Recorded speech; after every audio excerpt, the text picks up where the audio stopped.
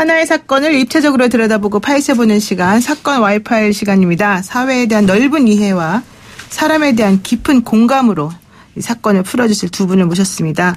백기종 전 수서경찰서 강대팀장 나와 계시고요. 안녕하세요. 네, 안녕하십니까. 네, 그리고 오늘은 짝꿍이 바뀌었습니다. 정신과 전문의 최명기 원장님 나와 계시죠. 안녕하세요. 네, 안녕하세요. 네, 우리 최명기 원장님은 사실은 아는 분들도 많으실 것 같은데 정말 그 정신과 의사답게 깊이 있게 분석해 주시는 게 아주 특징이죠. 오늘 얘기 한번 해볼까요? 어제 대전에서 체구가 작은 한 학생이 친구 9명한테 집단 폭행당했다 이런 신고가 있었어요. 근데 그 전날인 21일 전북 익산에서 또 여고생들이 여중생을 집단 폭행해서 이게 좀 문제가 되지 않습니까? 네. 왜 이런 일이 자꾸 벌어지는지 정말 안타깝습니다. 이게 사실 네. 정말 학생들 사건이 파장을 많이 일으키고 있는데요. 또 발생을 했죠. 익산경찰서 여천계에서 수사를 하고 있는데 발생한 날짜가 9일이에요. 난 12시경에 전라북도 익산 모현동의 한 교회 인근에서 여고생 한 명, 그러니까 17세로 밝혀졌죠. 만 16세인데요. 만 15세 된 여중생 이제 3학년입니다. 네. 이걸 고등학교 이제 1학년 1년 선배인데 무릎을 꿀리고 그다음에 머리채 잡고 그리고 이제 뺨, 이마 등 얼굴을 때리고 또 심한 경우가 나왔죠. 알려지고 있는데 뭐 다리에 뭐 침을 뱉고 뭐 그 담뱃재를 터는 그런 이협적인 행동도 하고 이제 이랬는데. 네. 그러니까 이 지금 영상을 1분 30초짜리 영상을 보면 이 중학생이 언니 잘못해서 용서해 주세요 하고 굉장히 빌어요. 그럼에도 불구하고 낄낄대면서 휴대폰으로 또 이걸 촬영을 해요.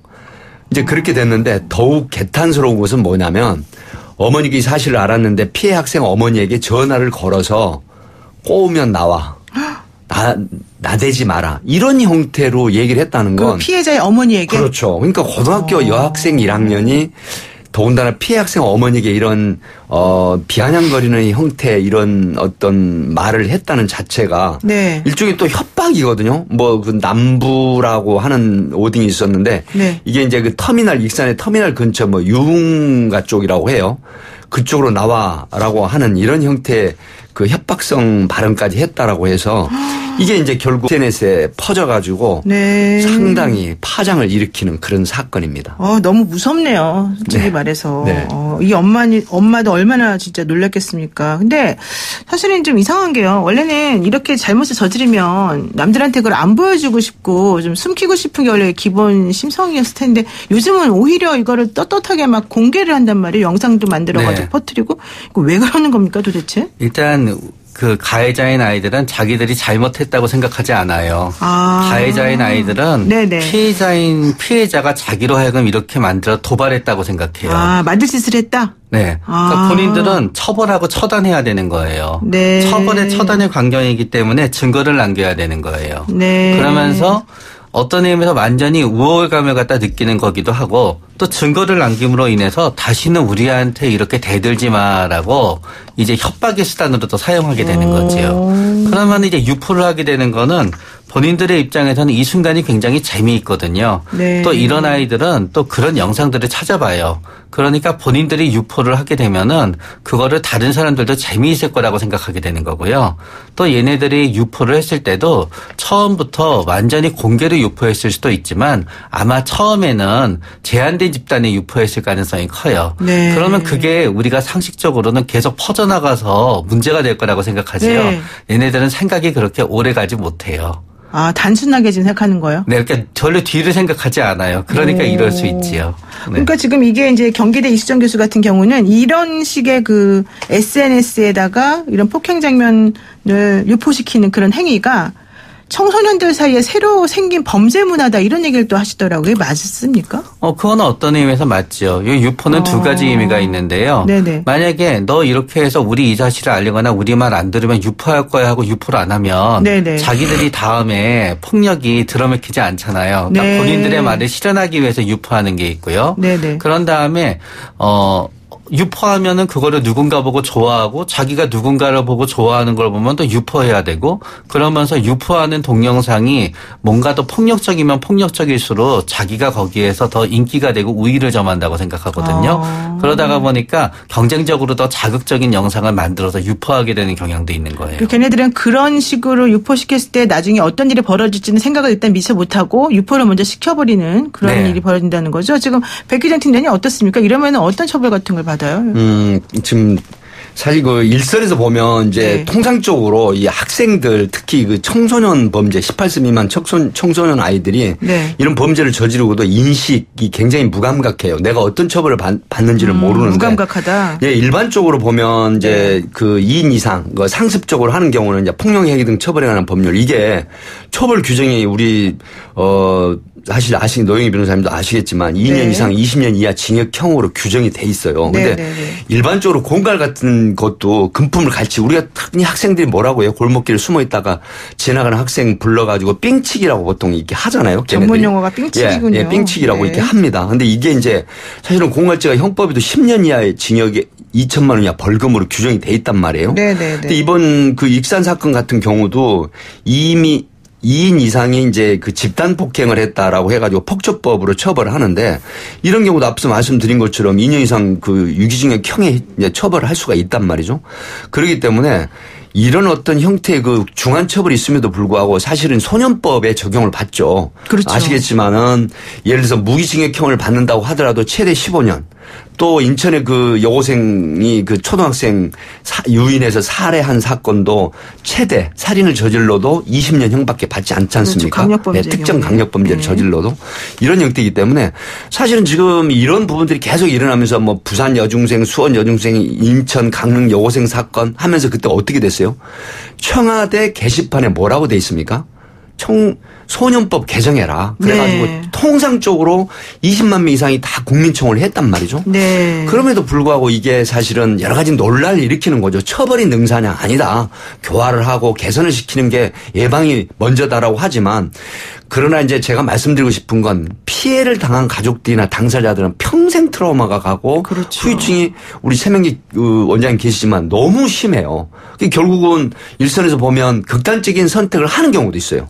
이렇기 때문에 이런 건 사회적인 어떤 법적인 논란, 사회적인 논란 이런 부분을 정리할 필요가 빨리 있다 생각이 듭니다. 그러니까 이런 식의 사건이 터지면 일단은 돈 뺏고 때리고 그렇죠. 동영상 유포하고 그리고 협박하고 이런 것이 아주 복합적으로 범죄가 이루어지는 것 같이 지금 보여지는데 아까 우리가 초두에 말을 했습니다마는 피해자 엄마한테 지금 막말을 했단 말이죠. 전화를 걸어서 혹은 뭐 카톡으로 아줌마 나대지 말아라. 꼬우면 어디로 나와라. 근데 이게 이 아이들이 이 어른들을 안 무서워하는 건가요? 이게 어떤 심리인 겁니까? 일단은 이거는 네. 본인과 그 피해 학생과의 문제인 거예요. 그리고 얘네들의 생각은 네네. 경찰과 조사를 받게 되면 본인과 경찰의 문제인 거예요. 네. 그러니까 피해자의 어머니는 본인들에 대해서 이러다 저러다 얘기할 수 있는 권한이 없다고 생각하는 거예요. 그런 다음에 피해자의 어머니는 본인이 피해를 당한 입장에서 얘기를 하게 되지요. 네. 얘네는 당신 딸도 그렇게 잘한 건 없어라는 식으로 또 자기들을 방어하는 거예요. 네, 네. 그렇기 때문에 사정을 이해하지 못하고 당신의 딸의 입장에서 당신의 딸만 생각하면서 자꾸 나서지 말아라. 어차피 경찰 가서 조사 받을 거다 이렇게 얘기하는 거고요.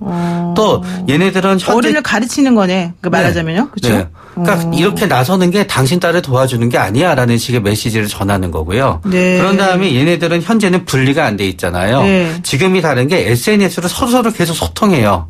그렇기 때문에 자기들이 뭔가 잘못한 게 있을까 생각하시 이제 잘못한 게 없어. 네. 잘못한 게 없어 그러다가 어느 한 애가 펑 터져 나와서 이런 돌발 행동을 갖다 저지르게 되는 거예요. 아니 그런데 이해가 안 가는 게 좋습니다. 뭐 피해 학생이 잘못했다고 생각을 해서 뭐 그럴 수도 있다고 치죠. 뭐 말도 안 되지만. 그러면 왜 가만히 있으면 되지 왜 자기가 스스로 먼저 그 피해 학생 어머니한테 전화를 겁니까? 피해 학생 어머니가 여기에 대해서 문제를 제기하는 것 자체가 화가 나는 거예요. 본인들은 잘못한 게 하나도 없다고 생각해요. 본인은 본인을 방어하기 위해서 처벌했다고 합리화해요. 그러면은 경찰도 자기한테 연락하면 안 되는 거고요. 네네. 경찰에 고발도 하면 안 되는 거고 네. 오히려 피해 학생 어머니가 얘네들의 입장은 뭔가 하면은 우리 딸이 너네를 화나게 해서 미안해라고 사과해야만 된다고 생각하는 애들인 거예요. 그렇기 때문에 경찰에 고발하게 되고 자기가 엄마한테 야단맞게 되는 건 모든 거를 자기가 잘못했다고 생각하는 게 아니라 아니 당사자인 피해자도 가만히 있는데 왜 엄마가 난리야? 이러면서 문제를 삼는 거예요. 그러니까 얘네들은. 이게 나중에 혹시 피해 학생 어머니나 이제 아버지나 이런 어른들이 알게 됐을 경우에 자기네들한테 뭐라고 할까봐 미리 지금 선수를 치는 거다 이렇게 봐도 되는 겁니까? 네, 그럴 수도 이제 있죠. 이제 이런 경우 있어요. 일선에서 보면은 여청계에서 학생들 그러니까 네. 18세 미만 학생들 심지어 14, 15, 16세 때는 아이들이 이제 본인들이 잘못해서 조사를 받잖아요. 네. 근데 어떤 형태냐면 너무 개탄스럽다는 게 우리 언제 보내줘요? 우리가 뭘 잘못했어요? 그러면서 자기들끼리 낄낄거리고 웃고 떠들어요. 그런데 그걸 만약에 제재를 하거나 제지를 하거나 하면은 네. 민주경찰이 왜 그래요? 그러니까 성인들도 하지 못하는 이런 무개념의 극치 이런 게 보이는 학생들이 일부 있어요. 최민기 원장님 굉장히 좋은 말씀 해 주셨는데 본인이 뭘 잘못했나 하는 인식을 전혀 생각하려 들지 않아요. 네. 그리고 나는 잘못이 없어. 잘못은 너희들이 잘못했기 때문에 내가 이런 행위를 한 거야라는 자기 합리화. 그리고 뭐가 또 문제냐면 밥상머리 교육이 안 된다는 얘기 있잖아요. 네. 그러니까 통상적으로 굉장히 이기적이에요. 그냥 이런 얘기 있죠. 밥상머리 교육이 안 되는 건 성적 이주 때문이다라고 하는 얘기가 많이 나오잖아요. 사실 그래요. 너는 공부만 잘하면 돼. 이런 이주. 이게 결국은 어떤 사회적인 룰, 규범 이런 거하고 거리가 멀어요. 그러니까 내가 한 행동에 대해서는 자기 합리화를 하면서 정당성을 주장을 해요.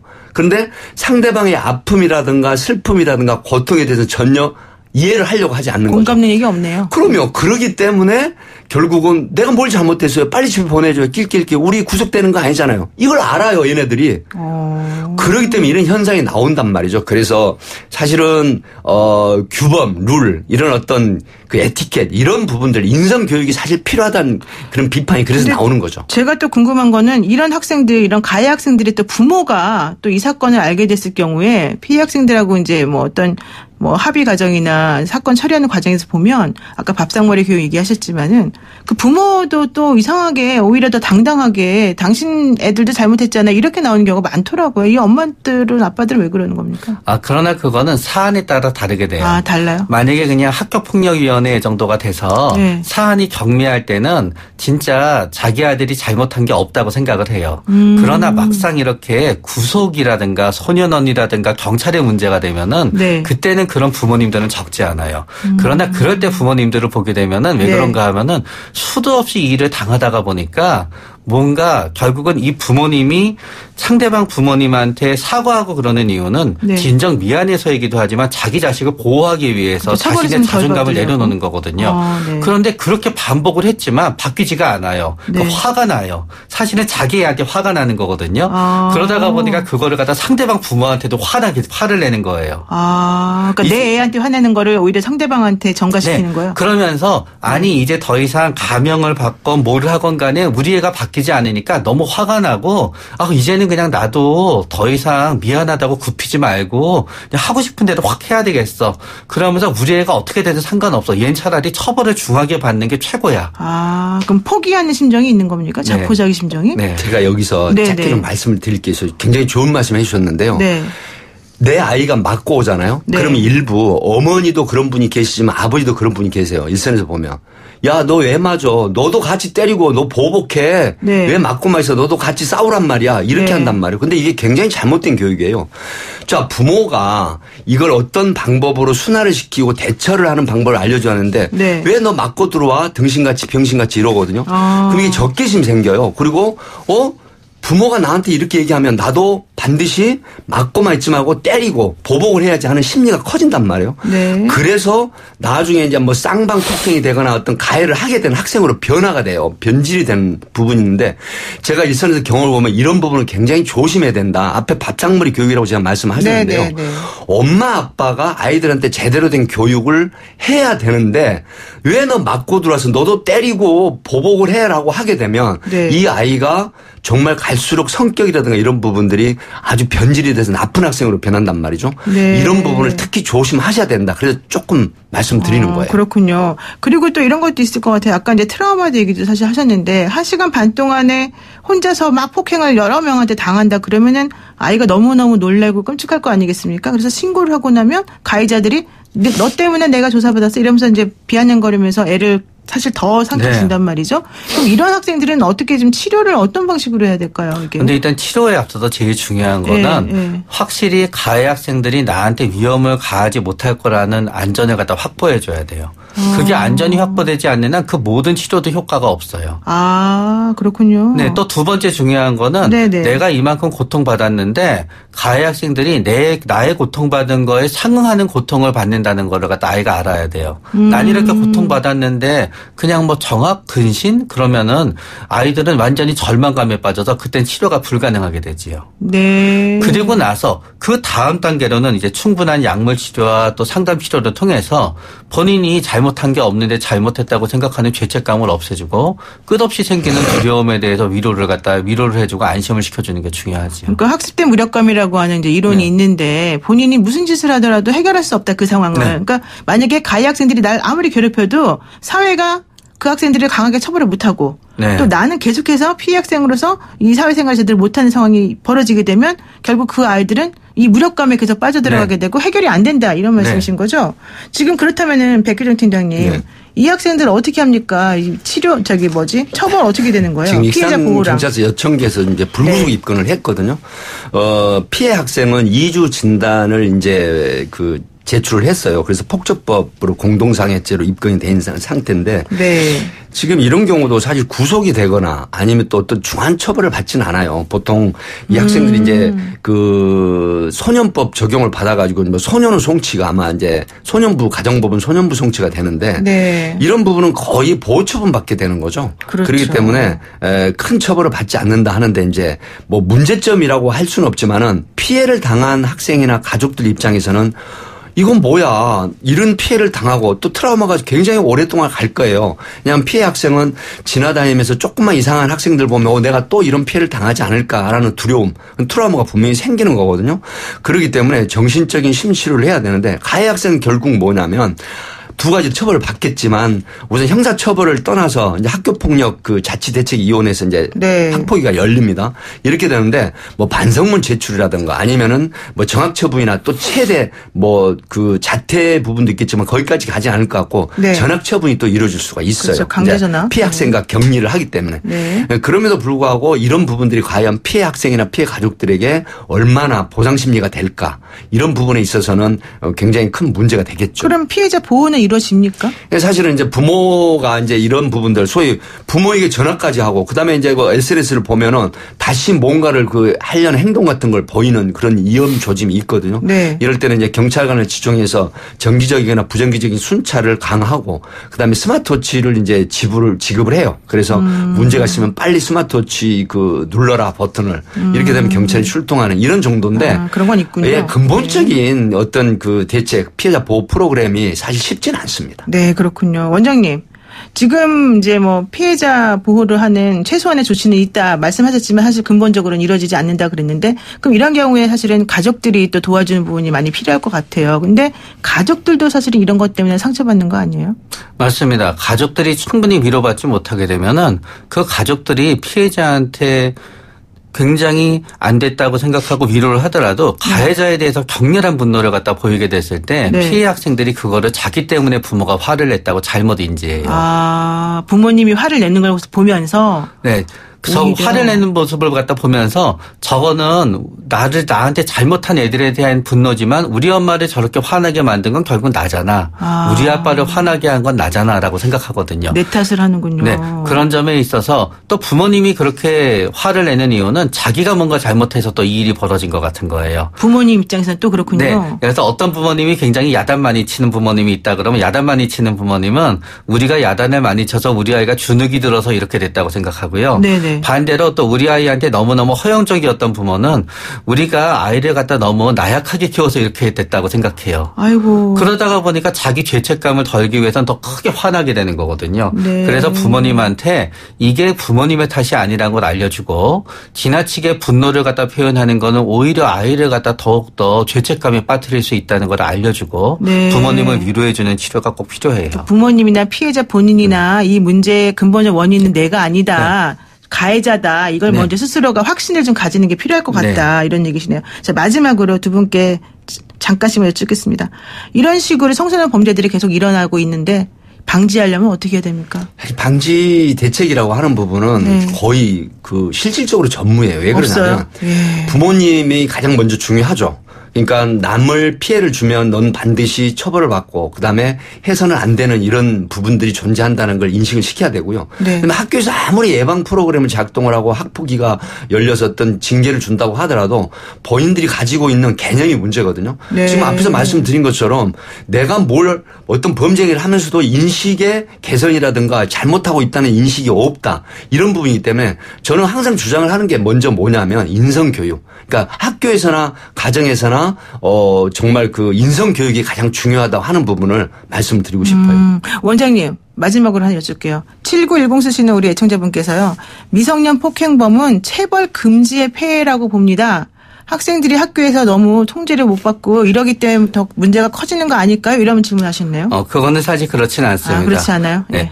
굉장히 유명한 실험이 있는데요. 한 반이 있는데 이쪽 반에서는 굉장히 체벌을 심하게 했어요. 네. 이쪽 반에서는 별로 체벌을 하지 않았어요. 결과는 뭐냐. 체벌을 심하게 한 쪽은 선생님이 볼 때는 굉장히 얌전하지만 선생님이 보지 않을 때는 들키지 않는다고 생각하고 뭐든지 다 해요. 체벌을 안 받은 쪽은 선생님이 볼 때도 약간 말썽은 부리지만 선생님이 보나 알거나 일관되게 가요. 사실은 청소년 범죄의 상당히 커다란 원인은 믿어지지 않으시겠지만 얘네들의 대부분이 주의력 결핍 과잉 행동장애 ADHD를 갖고 있다는 거예요. 그렇기 때문에 더욱더 믿어지지 않으시겠지만 이 아이들 중에 절반은 약물 치료로 굉장히 바뀔 수 있는 아이들이에요. 가해자들이요? 네. 정말 믿어지지 않습니다. 네. 예, 오늘 말씀 여기까지 듣겠습니다. 고맙습니다. 네. 네, 지금까지 백기정 전 팀장님과 우리 최명기 박사와 함께했습니다.